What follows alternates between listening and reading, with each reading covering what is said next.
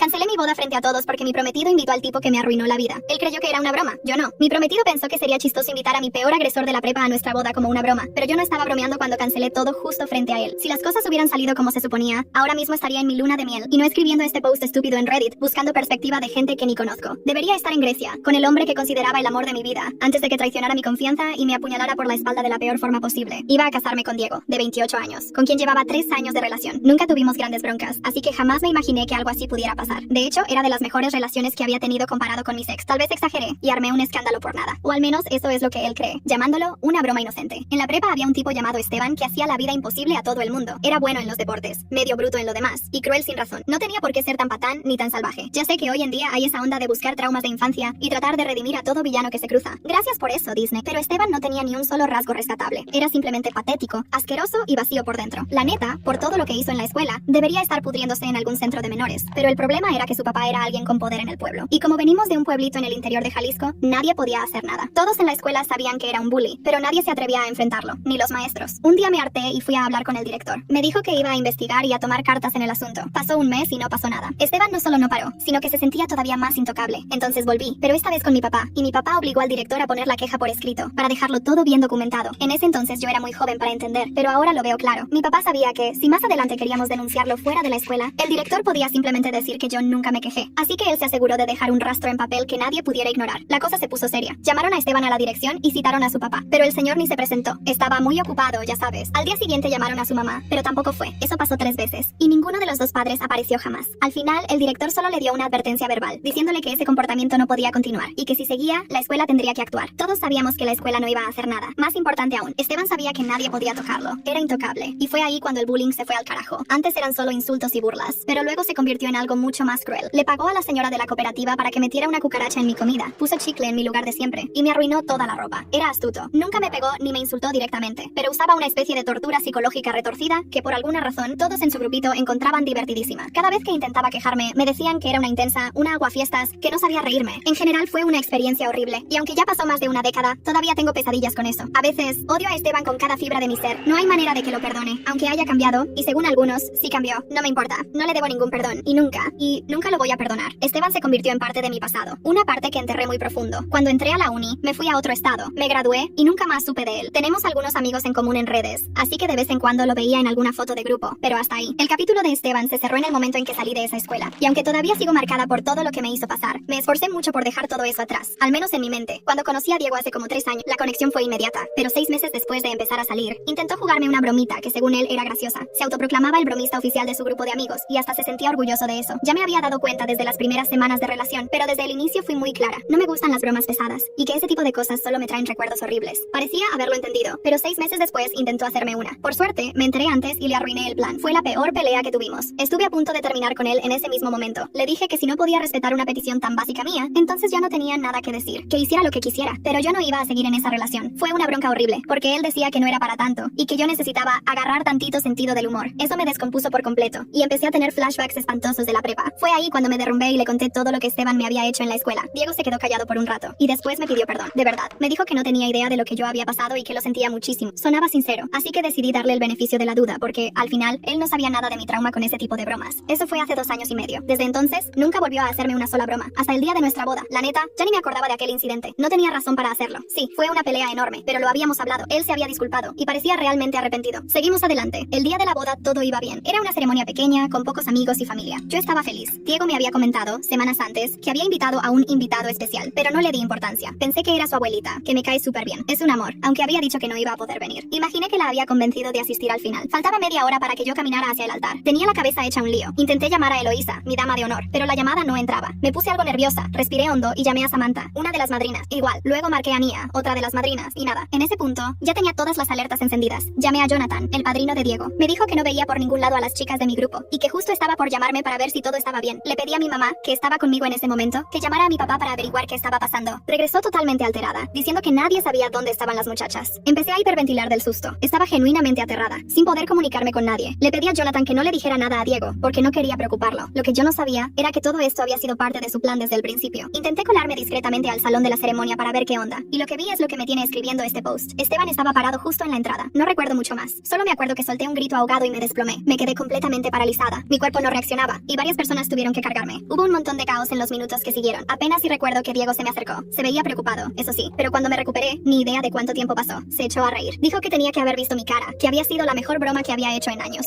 Lo miré con cara de no creer lo que estaba oyendo. Para entonces ya habían llegado mis madrinas y la dama de honor, así que les pregunté dónde habían estado. Me dijeron que las habían encerrado en un cuarto y que no pudieron usar sus celulares, que fue el mismo Diego quien las citó ahí, y hasta les quitó los teléfonos a algunas. Esteban fue quien cerró la puerta con seguro. Hablé con Eloísa, mi amiga desde la prepa, que sabe perfectamente todo lo que viví con Esteban. Le pregunté qué hacía él ahí, y fue ella quien me dijo que Esteban era el invitado especial del que Diego tanto había hablado, y aún en ese momento no alcanzaba a procesar lo que me estaban diciendo. Nunca pensé que tendría que salir corriendo de mi propia boda con el vestido aún puesto, pero lo hice. Nadie me preparó para eso. Mi madre me cubría los hombros con una chaqueta mientras corríamos por el pasillo lateral del salón, con mis tacones en la mano y el corazón a punto de explotar. El aire olía a flores muertas y champán derramado. Cogimos un taxi justo en la esquina, al centro de Granada, rápido. Le dije al conductor sin mirar atrás. No podía enfrentarme a más rostros de sorpresa, ni a las preguntas. Solo quería desaparecer. El conductor miró por el retrovisor varias veces, pero no dijo nada. Agradecí su silencio. Nos refugiamos en el piso de mi tía Pilar, en el Albaicín. Ella es de esas personas que no hacen muchas preguntas, pero te preparan una infusión caliente y te ofrecen una manta sin decir una sola palabra. Me senté en el sofá como si mi cuerpo no me perteneciera. Mi madre lloraba en la cocina, bajito. Yo, en cambio, no podía emitir ni un sonido. Pasaron 3 días. No respondía mensajes, no vi noticias, no toqué el móvil. Fue como estar muerta por dentro. Y justo cuando pensé que ya no podía pasar nada peor, sonó el móvil. Vibró sin parar durante 5 segundos. Era Diego. Un mensaje. Solo decía, ¿ya te has calmado? No contesté. No podía. Esa noche no dormí. Me quedé mirando el techo, escuchando el reloj de pared que mi tía no había cambiado desde hacía años. Cada tic-tac me perforaba los oídos. Volví a abrir el móvil y, por curiosidad o por debilidad, abrí Instagram. Tenía decenas de menciones, mensajes de amigas, tías lejanas, incluso compañeros de universidad. Algunos me preguntaban si estaba bien. Otros me decían que Diego estaba destrozado, que había sido una broma de mal gusto, sí, pero no para tanto. Y entonces vi algo que me devolvió las náuseas. Una historia destacada en el perfil de Diego. Una foto de él y Esteban, en un bar, riendo. No era una imagen casual. Era de 2 semanas antes de la boda. Esteban ya formaba parte de su vida. Y yo había sido la única que no lo sabía. El pie de foto decía, tantas historias y ninguna nos destruyó. Brindamos por lo real. Me temblaban las manos. Empecé a sacar capturas. A cada una, el nudo en el estómago se hacía más denso. Llamé a Eloísa. Me contestó al segundo tono. ¿Dónde estás? Preguntó nerviosa. Da igual. Necesito saber desde cuándo Diego y Esteban son amigos. Silencio. Eli, no me mientas. Desde marzo, creo. En la despedida de soltero se reencontraron. Pensamos que lo sabías. ¿Pensaste que lo sabía? ¿Estás de coña? Me explicó que varios sabían. Que Diego lo había presentado como un amigo del pasado. Que no mencionó tu nombre. Que incluso usó tu trauma como una especie de juego interno entre los chicos. Según ella, no se imaginaba que lo iba a invitar de verdad. No pude más. Fui al baño. Vomité todo lo que había comido. Que tampoco era mucho. Y luego me quedé frente al espejo. Tenía los ojos hundidos. El rímel corrido. Y una rabia tan profunda que ya no dolía. Solo quemaba. Esa noche le escribí a Diego. Quiero que me digas, con tus palabras, ¿cuándo decidiste invitar a Esteban a nuestra boda? La respuesta llegó en menos de 1 minuto. Desde el principio. Pensé que te ayudaría a superarlo. Eso fue lo que me rompió del todo. Pensé en todo. En la conversación que tuvimos 2 años atrás, cuando le conté lo que Esteban me hizo. Pensé en sus lágrimas de remordimiento. En cómo me juró que jamás usaría eso contra mí. Y luego pensé en cómo me miró después de que colapsé. La risa en sus ojos. El morbo. El disfrute. Esa noche no dormí. Al día siguiente tomé una decisión. No iba a huir más. Iba a mirar de frente todo lo que hicieron conmigo. Iba a recoger cada pedazo roto y usarlo como cuchilla. Y para eso, necesitaba pruebas. Necesitaba saber quién más sabía y quién lo permitió. A la mañana siguiente, volví a abrir el móvil. Tenía un mensaje de voz de Samantha. Temblando, le di al play. Oye, hay algo que no te conté, pero creo que necesitas saberlo. El día del encierro, yo escuché algo que no me deja dormir. Era la voz de Esteban. Y estaba hablando con alguien al otro lado de la puerta. Dijo tu nombre. Y lo que dijo fue horrible. Escuché ese audio más de 10 veces. La voz de Samantha temblaba. Y no era para menos. Me pidió que no la mencionara. Que no le contara a nadie que me había dicho eso. Pero ya era tarde. Ese audio se convirtió en el detonante de todo lo que vino después. Me reuní con ella al día siguiente en una cafetería cerca del Parque García Lorca. Llevaba gafas de sol, bufanda y una expresión de culpa que casi me dio pena. Casi. Pero no, ya no tenía espacio para la compasión. ¿Qué escuchaste exactamente? Le pregunté sin rodeos, dejando la taza de café intacta. Estábamos encerradas en el cuarto del fondo, sin los móviles. Todo estaba en silencio, y yo pegué la oreja a la puerta. Escuché a Esteban hablar con alguien, creo que con Diego. No lo sé, no lo vi, pero dijo tu nombre. Dijo, no va a tener huevos para enfrentarse a mí. Siempre fue una cobarde. Hoy le enseñamos lo que es reírse de verdad. Me quedé inmóvil. ¿Estás segura de que era su voz? No lo puedo olvidar. Me dio una arcada en el momento. Pensé que me iba a desmayar, pero no dije nada. Me quedé quieta como una tonta. ¿Y Diego estaba con él? No lo sé. Pero alguien le respondió, tranquilo, cuando la veas la cara vas a ver que todo valió la pena. Fue como si estuvieran hablando de un premio. Mi estómago se apretó como una cuerda. Ya no era solo una broma, era una humillación planificada. Un circo con público. Y yo era la atracción principal. Salí de esa cafetería con una idea clara. Tenía que enfrentar a más de uno. Y la primera en mi lista era Eloísa. Fuimos amigas desde los 14 años. Ella me defendió más de una vez en el instituto. Sabía lo que Esteban me había hecho. Lo había visto con sus propios ojos. Y aún así, estuvo allí, en la boda. Sabía todo. Lo encubrió. Quedamos en su piso, en el barrio del Realejo. Me abrió con esa cara de siempre, como si no hubiese hecho nada. Hola, ¿cómo estás? No hagas eso, Elo. No finjas que no sabes por qué estoy aquí. Suspiró. Se apartó para que entrara. Sé que estás enfadada. Y lo entiendo. Pero tienes que entender algo tú también. Yo no sabía que él iba a estar allí como invitado de honor. Pensé que sería una aparición rápida. Algo simbólico. No que estaría en la entrada como si fuera el padrino. ¿Simbólico? ¿Estamos hablando del mismo Esteban? ¿Del que me arruinó 3 años de mi adolescencia? Lo sé, joder. Lo sé. Pero Diego dijo que era una forma de cerrar el ciclo. Que quería darte una una sorpresa para que lo enfrentases por fin. Pensé que era una forma rara de sanar. Solté una carcajada amarga. ¿Sanar? ¿Encerrando a mis amigas? ¿Quitándoles los móviles? ¿Poniendo a mi agresor frente a mí sin previo aviso? Yo no sabía lo del encierro, te lo juro. Cuando vi que Esteban cerró la puerta, grité. Intenté salir, pero me bloqueó el paso y dijo que no era momento de aguafiestas. ¿Y aún así te callaste? No respondió. Solo se sentó en el sofá, tapándose la cara con las manos. Teníamos miedo, ¿vale? Nadie quería perder su sitio. Nadie quería ser la que arruinara la boda. Todas nos callamos. Por cobardía. Por costumbre. Y ahí estaba la palabra. Cobardía. Eso era. No era maldad. Era falta de coraje. Era permitir lo imperdonable para no desentonar. Esa noche escribí en mi diario. No como quien escribe poesía, sino como quien redacta un informe de guerra. Anoté nombres, detalles, frases exactas. No porque fuera a denunciar, aún no, sino porque no iba a olvidar nada. A los 2 días,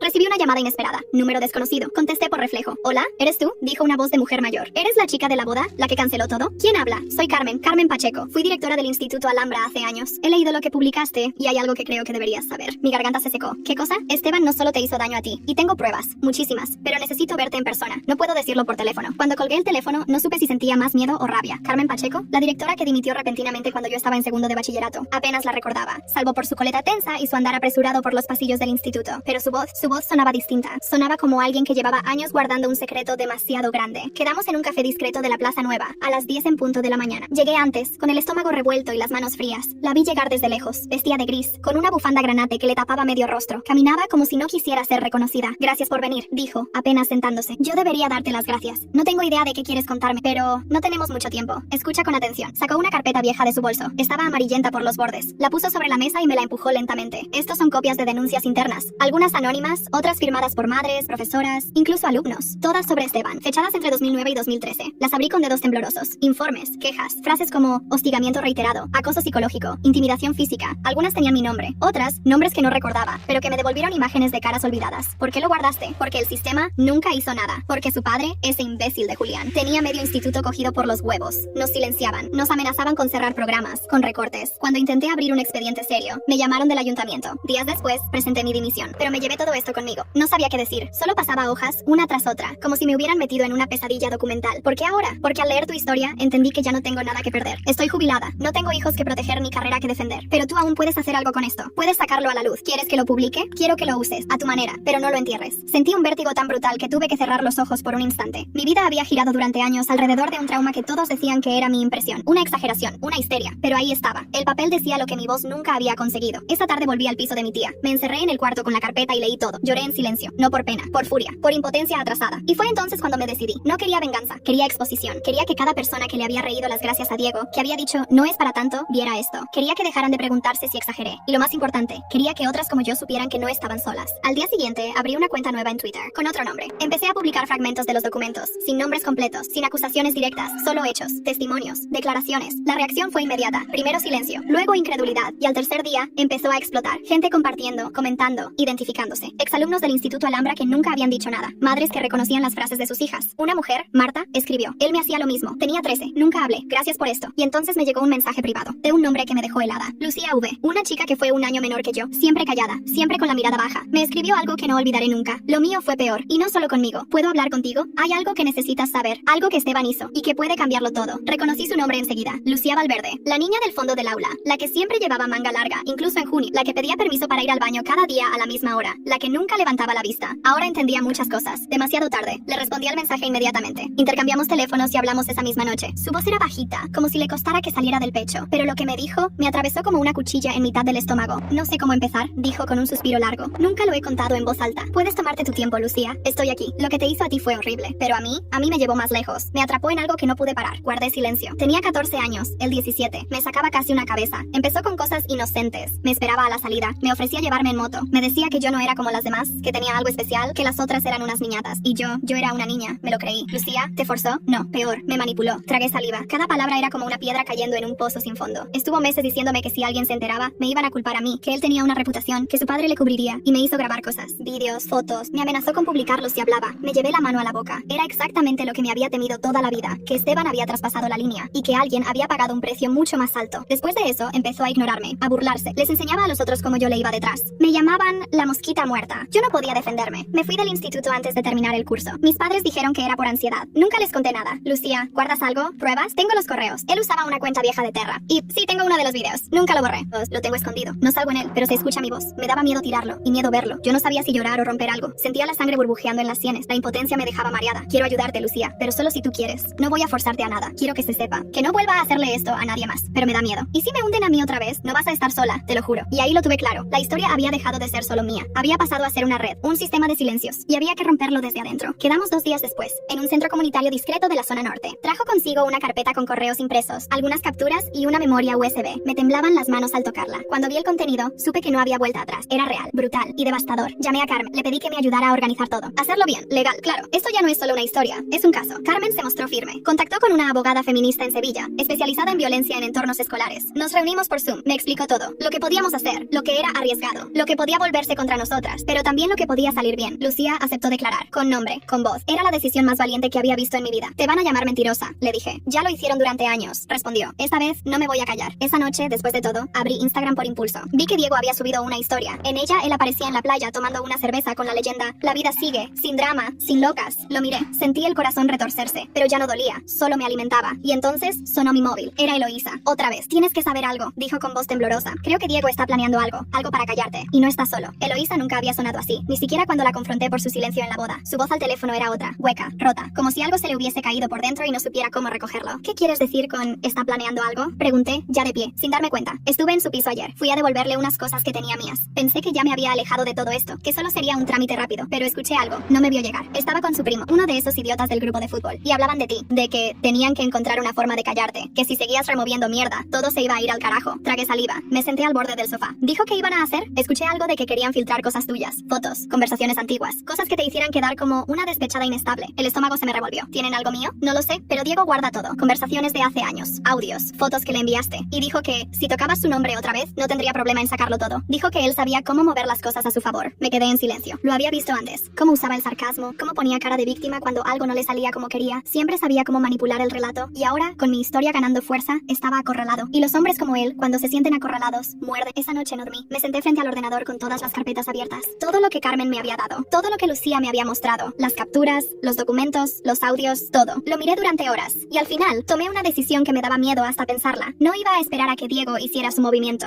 Lo iba a hacer yo primero. A la mañana siguiente, llamé a Laura Medina, la periodista de investigación que había destapado varios casos de abuso en colegios concertados de Sevilla. Tenía una sección fija en El País y otra en un canal de YouTube independiente que se había vuelto viral. Le mandé un correo con un resumen. Nada explícito, nada que me comprometiera legalmente. Y los temas clave: acoso sistemático, encubrimiento escolar, agresor protegido, amenaza digital. Me respondió en menos de 2 horas. Quería hablar, en persona. Viajé a Sevilla con Carmen y Lucía. Fue un día tenso, lleno de silencios largos en el tren, miradas esquivas y una sensación constante de que íbamos a hacer algo enorme, o algo muy estúpido. Laura nos recibió en una oficina pequeña pero cargada de energía. Nos escuchó con atención. No tomó notas al principio, solo nos miraba. Asentía. De vez en cuando cerraba los ojos como si digiriera cada palabra. Cuando terminamos, dijo: tenéis un caso, pero más allá de eso, tenéis una historia. Y hay que contarla con precisión, sin sensacionalismo. ¿Estáis dispuestas a aparecer con nombre y rostro? Lucía dudó. Yo no. Yo sí. Ya no voy a esconderme. Entonces necesito todo. Fechas, nombres, documentos, y necesito cruzarlo con otras fuentes. No va a ser rápido, pero va a ser sólido. Le entregamos todo, incluido el correo de Terra que Lucía conservaba, incluido el audio donde Esteban hablaba con alguien al otro lado de la puerta, incluido todo lo que me arruinó esos años. Regresamos a Granada con el corazón en la boca, y esa noche ocurrió. Diego publicó una historia. En ella aparecía un pantallazo de una conversación privada mía, de hacía casi un año. Yo hablaba con una amiga sobre lo difícil que era confiar en Diego, sobre cómo tenía miedo de estar cometiendo un error casándome con él. La historia decía: y luego soy yo el monstruo. Las locas también tienen teclado. Estaba intentando destruirme, y no lo hacía solo. Los comentarios debajo eran una mezcla de apoyo falso y burla encubierta. Gente diciendo que yo tenía problemas mentales, que era una exagerada, que lo mío era puro despecho. Lo leí todo, uno por uno, y luego escribí el mensaje más frío y calculado que jamás he enviado. Te doy 24 horas para eliminar ese contenido. Después de eso, todo se hace público. No solo lo mío, lo de Lucía también, y las otras. Su respuesta fue inmediata. ¿Te crees que alguien va a creerle a una tía como ella? Bloqueé el número, cerré el móvil, y a la mañana siguiente, Laura me escribió: tenemos otra denunciante. No es de Granada, es de Málaga. También fue su víctima, y quiere hablar. La nueva denunciante se llamaba Nuria Ríos, y su voz era distinta a la de Lucía, más firme, más directa. No era una víctima quebrada, era una mujer que había convertido su rabia en algo parecido al acero. Hablamos por videollamada. Estaba en un despacho iluminado, con estantes llenos de carpetas detrás. Parecía una abogada, pero no lo era. Trabajaba como mediadora en un centro de apoyo a víctimas de violencia institucional en Málaga. No me sorprende que esté volviendo a salir este nombre, dijo sin siquiera presentarse. Lo escuché por primera vez en 2014, cuando Esteban apareció en nuestra escuela deportiva como entrenador auxiliar. Nadie sabía nada de su historial. Tenía la bendición de su padre. Fue cuestión de tiempo. ¿Qué pasó?, pregunté, con la garganta seca. Tenía 19 años. Las chicas del equipo eran menores, casi todas. Él se ganó su confianza. Empezó con comentarios sutiles, bromas pesadas, toques involuntarios, las típicas cosas que no dejan huella legal. Hasta que una chica se rompió y habló. ¿Y la creyeron? Yo sí, y otra compañera también. Pero la dirección del club lo encubrió. Dijeron que era una chica emocional, que exageraba. Esteban se fue por decisión propia. Todo quedó en silencio. Hasta ahora. Se acercó a la cámara. Su expresión era dura como el granito. Tengo su nombre completo, la dirección del club, los correos que envié, y tengo contacto con otras 3 chicas que vivieron lo mismo. Si esto va a salir, que salga todo. Con todas. Basta ya. Sentí un temblor en las manos. Nuria, ¿por qué no hablaste antes? Lo hice, pero nadie quiso escuchar. Cortamos la llamada con un nudo compartido en la garganta. Me quedé sola en el salón, mirando el reflejo de la pantalla apagada del portátil, y por primera vez en semanas me di cuenta de lo que estaba construyendo. No era una venganza, era un archivo, una bomba,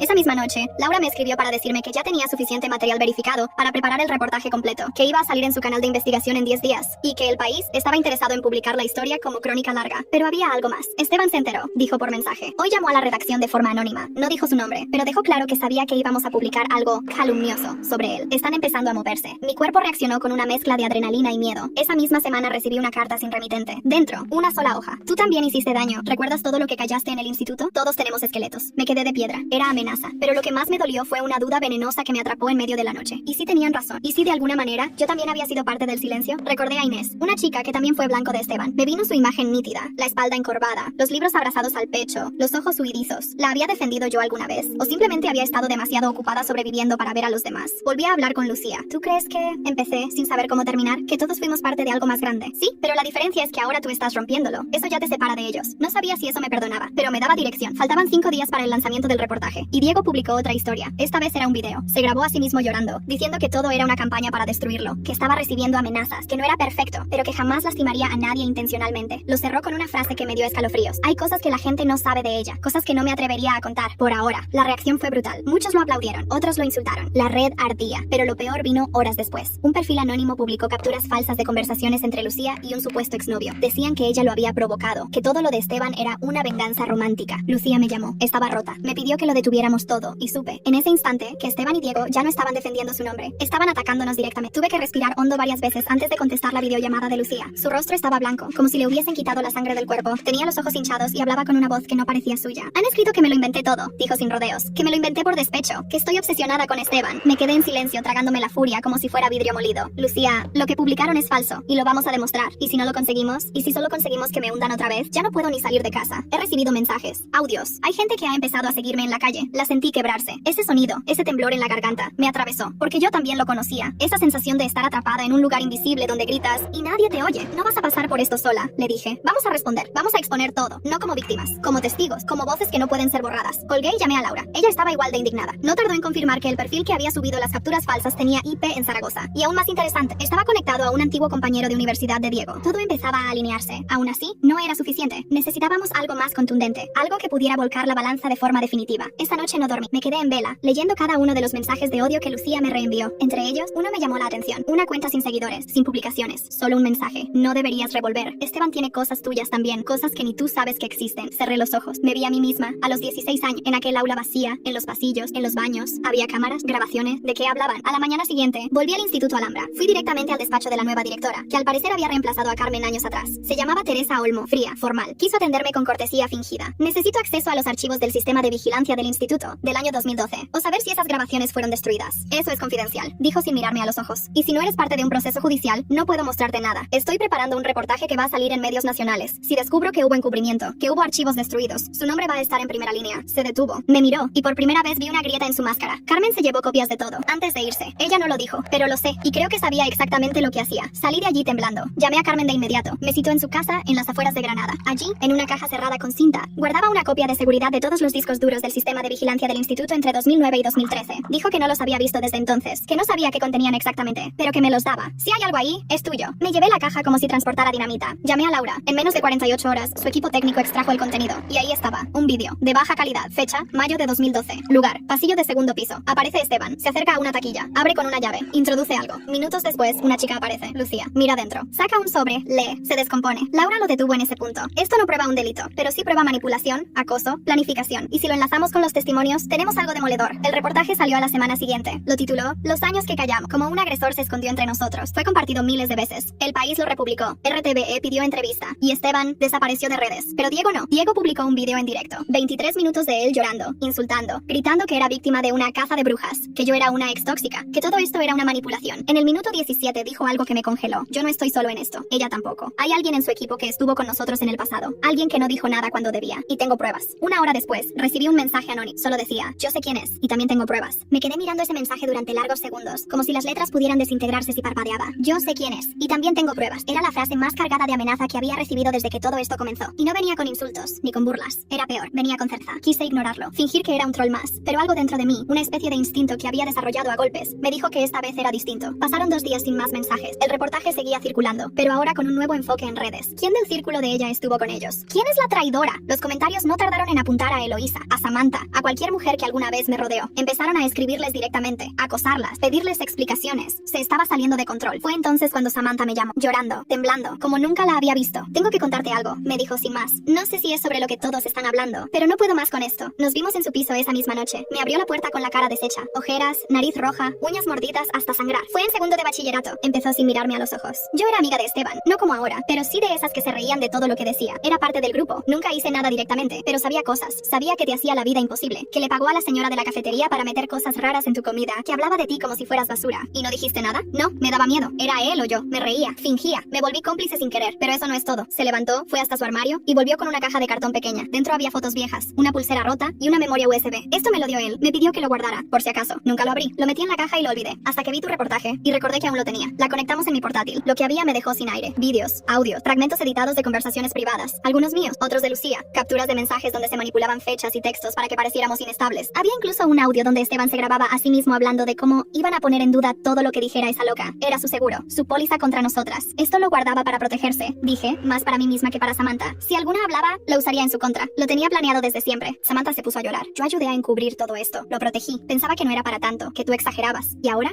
quiero testificar. Fue la primera vez que alguien que me había fallado me pidió perdón de verdad. Llevamos el material a Laura y a la abogada de Lucía. Era dinamita, pero debía manejarse con cuidado. Si lo publicábamos directamente, podrían denunciar por uso ilegal de contenido privado. Pero si lo presentábamos como parte de una investigación más amplia, entonces podía ser parte de un nuevo reportaje. Mientras todo eso se preparaba, una noticia reventó las redes. Esteban había sido detenido, no por nuestra denuncia, no aún. Lo habían encontrado en Málaga, portando documentación falsa, intentando vender material sensible de menores. Un padre lo denunció, y al revisar su ordenador, encontraron archivos vinculados a varias de sus víctimas, incluidas nosotras. Fue Nuria quien me llamó para decírmelo. Está cayendo, me dijo con una mezcla de alivio y temblor. Por fin. Pero ahí no terminó la historia. Al día siguiente de su detención, Diego desapareció de redes. Cerró su cuenta de Instagram, bloqueó a todos, borró su canal, desapareció. Solo quedó un rastro, un mensaje en su bio. No os vais a librar de mí tan fácil. Y entonces, en mi buzón físico, no el digital, apareció un sobre sin remitente. Dentro, una única hoja, una foto mía, tomada 2 días atrás, sentada sola en el parque. Al reverso, una frase escrita con tinta negra. Aún te estoy mirando. Al principio no reaccioné, solo me quedé ahí, con la foto en las manos, mirándome a mí misma desde una perspectiva que no recordaba. Era una foto reciente, muy reciente. Llevaba el mismo abrigo gris que me había puesto el lunes para ir a la librería, el mismo moño mal hecho, la misma expresión cansada. Había estado sentada sola en un banco, cerca del río Genil, tomando un café. Había sido un momento de paz, uno de esos en los que por fin sientes que respiras, y alguien lo había capturado. Sentí un frío animal recorrerme la espalda. No llamé a nadie, aún no. Me quedé un rato largo en silencio, analizando esa sensación. No era miedo, era una alerta, como cuando sabes que estás siendo observada pero no puedes ver de dónde viene, como un zumbido bajo la piel. Guardé la foto, me duché, me vestí con calma, y luego, sí, fui a la policía, con todo, la foto, el sobre, los documentos anteriores. Les expliqué la situación, y esta vez me tomaron en serio desde el primer minuto. Las denuncias anteriores, los reportajes, las declaraciones de Lucía, de Nuria, incluso la confesión de Samantha, todo estaba ya conectado. Un agente me miró directamente a los ojos mientras revisaba el expediente. Si él te está siguiendo, vamos a encontrarlo. Ya no eres una víctima sin voz, ahora tienes un caso armado. Y tienes respaldo. Volví a casa con una mezcla de rabia y resolución. Si Diego pensaba que me iba a quebrar con una foto, no me conocía en absoluto. Al contrario, me acababa de dar el último empujón que necesitaba. Llamé a Laura. Quiero hablar, en cámara, con mi cara, con mi nombre. ¿Estás segura? Sí, quiero que me vean, que me escuchen, que no haya dudas. Grabamos la entrevista en un estudio pequeño de Madrid. Me senté frente a las luces y por primera vez conté toda la historia de forma completa, sin cortes, sin filtros. Desde el primer día en el instituto hasta la foto en el buzón. Desde Esteban hasta Diego. Lloré, sí, pero no por debilidad. Lloré por todas las veces que me callé, por todas las que otras lo hicieron, por Lucía, por Nuria, por las que no llegaron a hablar nunca. Cuando el vídeo se publicó, explotó. Cientos de miles de visualizaciones, comentarios de todo el país, gente contando sus propias historias. Mujeres, y también hombres, que habían sido ridiculizados, gaslighteados, silenciados. El hashtag no era una broma, se volvió tendencia nacional. Y entonces pasó algo que no esperaba. Mi padre me llamó. Lo vi todo, dijo, sin apenas respirar. Y solo quiero decirte que estoy jodidamente orgulloso de ti. Me deshice por dentro. Había sido él quien, años atrás, me acompañó al despacho del director cuando todo comenzó. El que exigió que dejaran constancia. El que siempre supo que eso era más grande que un simple bullying. ¿Y mamá? Pregunté. Está aquí, también llorando. Ese día me permití una pequeña victoria. Una paz, una tregua. Pero no duró mucho. La policía me llamó 2 días después. Localizamos el teléfono de Diego. Está activo, en Granada, muy cerca de tu barrio. Y está usando redes en modo privado. Pero lo más inquietante es esto. Hicieron una pausa. Escuché cómo cambiaban de carpeta o pantalla al otro lado de la línea. En su ordenador personal, recuperamos una serie de carpetas etiquetadas con nombres femeninos. Una de ellas lleva tu nombre. Dentro, hay documentos tuyos, correos antiguos, capturas que nunca publicaste. Hay registros de lugares que frecuentas, horarios, rutinas. Me estás diciendo que me estaba vigilando. Te estaba estudiando. La sangre me dejó de circular por un momento. ¿Lo tienen? ¿Está detenido? No todavía, pero vamos a pedir una una orden, no puede estar lejos. Y no está solo. Creemos que uno de sus amigos, alguien de tu círculo anterior, está encubriéndolo. ¿Quién? No podemos decírtelo aún, pero lo sabrás pronto. Colgué. Cerré las ventanas. Apagué las luces. Me senté en el suelo con la espalda contra la pared y respiré lento. 1, 2, 3 veces. Me obligué a no entrar en pánico, a mantener la cabeza fría. Y entonces sonó el móvil. Un número oculto. Contesté sin pensar. Hola, soy yo, dijo una voz que no reconocí de inmediato. No puedo hablar mucho, pero tienes que saber que Diego va a intentar salir del país esta noche. Y no va solo. ¿Quién eres? Eso no importa ahora. Solo escucha. La persona que lo ayuda está más cerca de ti de lo que crees. Y tiene acceso a tu casa. Colgué el teléfono con las manos heladas. ¿Tiene acceso a tu casa? Las palabras retumbaban en mi cabeza como martillos. Me giré lentamente, escaneando mi propio salón como si fuera territorio enemigo. No había nadie, no había ruidos, pero eso no significaba nada. Me moví despacio hacia la cocina. Revisé cada cerradura, cada ventana, incluso los armarios. Todo estaba en su sitio, pero yo ya no lo estaba. Llamé a la policía. Les conté lo del aviso anónimo. Les pedí que se acercaran. Y mientras esperaba, cogí mi mochila. Metí lo esencial. Documentos, móvil, pendrive, una muda. Y salí por la puerta antes de que alguien pudiera hacerlo por mí. Esa noche dormí en casa de Laura. No dije nada más. Solo que ya no me sentía segura en mi propio piso. Me preparó una sopa caliente. Me dejó una manta limpia y me dio espacio. Esa fue la noche más larga de mi vida. A la mañana siguiente, me despertaron con una llamada. Diego había sido detenido. Lo encontraron en una estación de autobuses camino a Algeciras, con un pasaporte falso y 2 móviles. No iba solo. A su lado, cargando una mochila igual de llena de mentiras, estaba Jonathan, su mejor amigo, el padrino de mi boda, el que me abrazó horas antes del desastre, el que me dijo que todo iba a salir bien. No supe qué me dolió más, la traición o la estupidez. Los interrogaron durante horas. Confesaron más de lo que esperábamos. Diego llevaba meses planeando un desprestigio preventivo, como él lo llamaba. Una campaña para desmontar mi testimonio antes de que lo destruyera a él. Jonathan le ayudó con acceso a mis redes, a copias de llaves antiguas de mi piso, cosas que nunca imaginé que alguien guardara. Esteban, por su parte, fue imputado por múltiples cargos, no solo por lo que hizo conmigo, con Lucía, con Nuria, también por posesión de material ilícito, coacción, manipulación de menores y fuga de identidad. Su padre, el todopoderoso Julián, intentó intervenir, pero esta vez no había red que lo sostuviera. La caída fue pública. La caída. Humillante. El juicio se celebró 5 meses después. Testificamos todas. Carmen entregó los archivos. La directora nueva del instituto admitió que había escuchado rumores desde hacía años. Eloísa y Samantha hablaron también. Aceptaron su parte. Se desnudaron emocionalmente delante de un juzgado lleno de extraños. Y eso, curiosamente, nos unió más que cualquier infancia compartida. Esteban fue condenado a 12 años de prisión, sin derecho a reducción durante los primeros 8. Diego fue sentenciado a 4 años por colaboración, suplantación de identidad, acoso digital y tentativa de fuga. Saldrá en algún momento, pero no será el mismo. Y lo más importante, ya no puede controlar el relato. Jonathan recibió 18 meses. Condicional, pero su reputación, sus amigos, su empleo, desaparecieron. Lo vi en la sala de espera del juzgado, esperando en silencio, con la cabeza baja. No le dije nada, ya no merecía mis palabras. Lucía abrió un centro de apoyo para jóvenes víctimas de manipulación emocional. Lo llamó Voces Claras. Me invitó a la inauguración. Fui, llevé flores, lloramos en silencio, nos abrazamos como hermanas. Nuria escribió un libro. Se titulaba Lo que callamos porque nadie escucha. Le ofrecieron adaptarlo a una serie. Me pidió permiso para usar parte de mi historia. Le dije que sí, con una sola condición. Hazlo real, sin romanticismo, sin redención para monstruos. Samantha volvió a estudiar Derecho. Dice que quiere usar lo que aprendió de la peor manera para el mejor propósito. Y está cumpliendo. Eloísa y yo seguimos hablándonos. No como antes. Pero hay respeto, complicidad. A veces eso basta. Mis padres me abrazaron en silencio cuando todo terminó. Mi madre me pidió perdón con los ojos. Mi padre lo hizo con palabras. Tenías razón. Siempre tuviste razón. Solo no supe cómo protegerte. Ya lo hiciste, le dije. Me enseñaste a documentar, a hablar, a dejar rastro. Y yo me fui. No de forma simbólica. Literal. Me marché de Granada durante un tiempo. Me mudé a Santiago de Compostela. Un sitio donde nadie me conocía. Donde podía caminar por la calle sin miedo a ver un rostro del pasado. Donde el aire era distinto y el silencio no dolía. Me alquilé un piso pequeño con balcón. Empecé a escribir. No como terapia, como testimonio, como archivo de guerra. Y un día, después de muchos, me compré un billete. Destino, Grecia. Aquel lugar donde debería haber estado durante mi luna de miel. Esta vez fui sola. Me senté frente al mar, pedí un vino blanco y brindé conmigo misma. No hubo vestido blanco, ni votos, ni anillos, pero hubo algo más fuerte. Un pacto. Nunca volvería a dejar que nadie decidiera por mí quién soy, cuánto valgo o cuánto puedo resistir. Brindé, cerré los ojos y sonreí, porque esta vez no gané sola. Ganamos todas.